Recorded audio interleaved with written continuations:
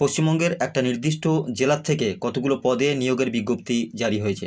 এই বিজ্ঞপ্তি অনুযায়ী পশ্চিমবঙ্গের সমস্ত জেলার ছেলে এবং মেয়ে উভয়ে এখানে আবেদন করতে পারবে। আবেদন করার জন্য শিক্ষাগত যোগ্যতা কী লাগবে, বেতন পরিকাঠামো কেমন থাকবে, বয়সসীমা কেমন থাকলে এখানে আবেদন করতে পারবে, সমস্ত তথ্য এই ভিডিওতে আলোচনা করা হলো। সুতরাং বন্ধুরা, ভিডিওটিকে স্কিপ না করে শেষ পর্যন্ত দেখতে থাকো।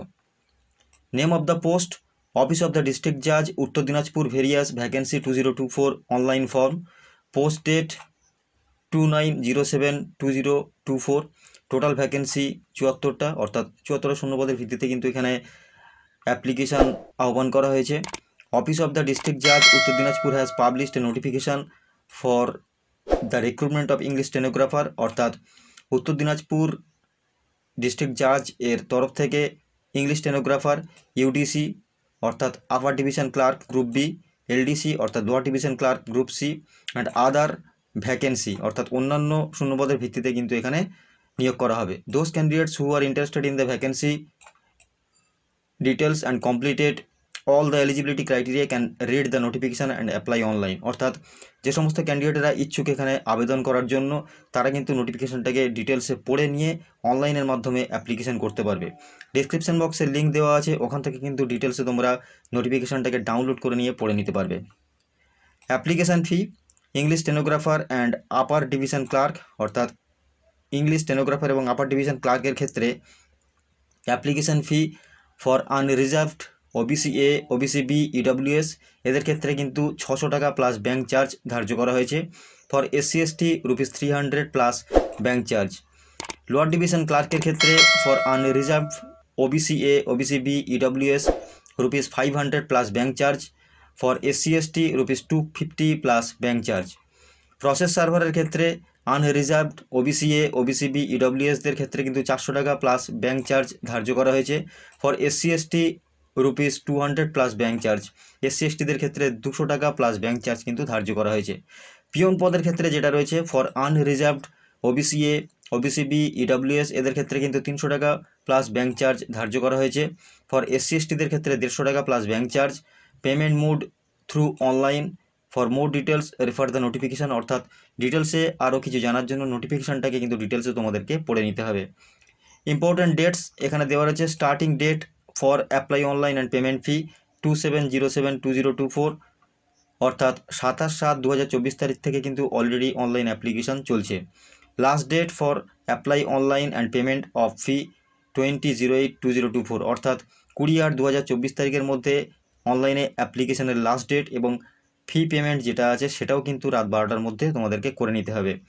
In case of any problem with respect of submission of fees communications to be made with proof within 23/08/2024, অর্থাৎ যদি কোনো প্রবলেম থেকে থাকে 23/8/2024 তারিখের রাত 12টার মধ্যে কিন্তু তোমাদেরকে সেটা জানাতে হবে। এজ লিমিট অ্যাজ অন 01/01/2024, অর্থাৎ 1/1/2024 তারিখ অনুযায়ী বয়স হতে হবে। Minimum age limit for all categories 18 years, অর্থাৎ মিনিমাম কিন্তু সমস্ত ক্যাটেগরির ক্ষেত্রে 18 বছর বয়স থাকলে তোমাদেরকে কিন্তু আবেদন করতে পারবে।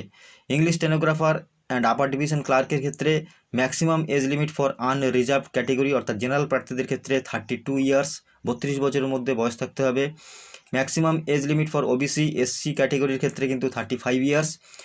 Maximum age limit for ST ক্যাটেগরির ক্ষেত্রে কিন্তু 37 years. LDC process server and group D পদের ক্ষেত্রে ম্যাক্সিমাম বয়স থাকতে হবে তোমাদেরকে এখানে আনরিজার্ভড ক্যাটেগরি, অর্থাৎ জেনারেল প্রার্থীদের ক্ষেত্রে কিন্তু 40 বছর বয়সের মধ্যে বয়স থাকতে হবে। ওবিসি এসসি প্রার্থীদের ক্ষেত্রে কিন্তু 43 বছরের মধ্যে কিন্তু বয়স থাকতে হবে।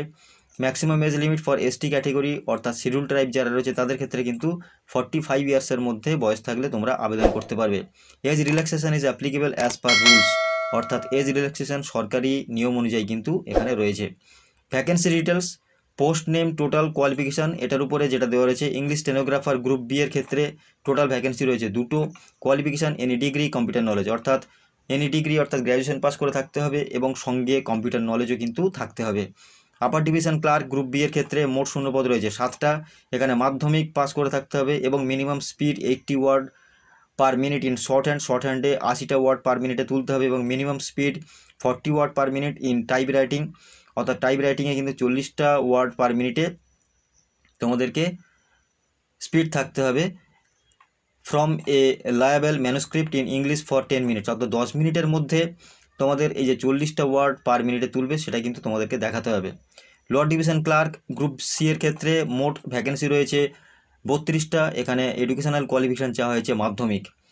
প্রসেস সার্ভারের ক্ষেত্রে মোট শূন্যপদ রয়েছে 6টা, এখানে এডুকেশনাল কোয়ালিফিকেশান চাওয়া হয়েছে ক্লাস 8। গ্রুপ ডি এর মধ্যে রয়েছে পিওন, ফারাস, নাইট গার্ড, এদের ক্ষেত্রে মোট শূন্যপদ রয়েছে 27টা, ক্লাস 8 পাস হলেই কিন্তু তোমরা এখানে আবেদন করতে পারবে। Interested candidates can read the full notification before apply online, অর্থাৎ অনলাইনে অ্যাপ্লিকেশনের পূর্বে তোমরা নোটিফিকেশানটাকে ডিটেলসে পড়ে নেবে, তারপরে কিন্তু অনলাইনে অ্যাপ্লিকেশান করতে যাবে। তো ডেসক্রিপশন বক্সে ডিরেক্ট লিঙ্ক দেওয়া আছে অনলাইনে অ্যাপ্লিকেশান করার, চটপট তোমরা কিন্তু অনলাইনে অ্যাপ্লিকেশান ওখান থেকে করে নিতে পারবে এবং ডিটেলসে নোটিফিকেশানটাও পড়ে নিতে পারবে। তো বন্ধুরা, ভিডিওটি সম্পর্কে যদি কোনো প্রশ্ন থাকে অবশ্যই কমেন্ট বক্সে কমেন্ট করে জানাবে, আর ভিডিওটি যদি দরকারি বা প্রয়োজনীয় মনে হয় বন্ধুদের কাছে শেয়ার করে দেবে, আর আমাদের চ্যানেলে যদি নতুন হয়ে থাকো চ্যানেলটিকে সাবস্ক্রাইব করে পাশে থাকা বেল আইকনটিকে প্রেস করে রাখবে এইরকম নতুন নতুন ভিডিও পেতে। ধন্যবাদ।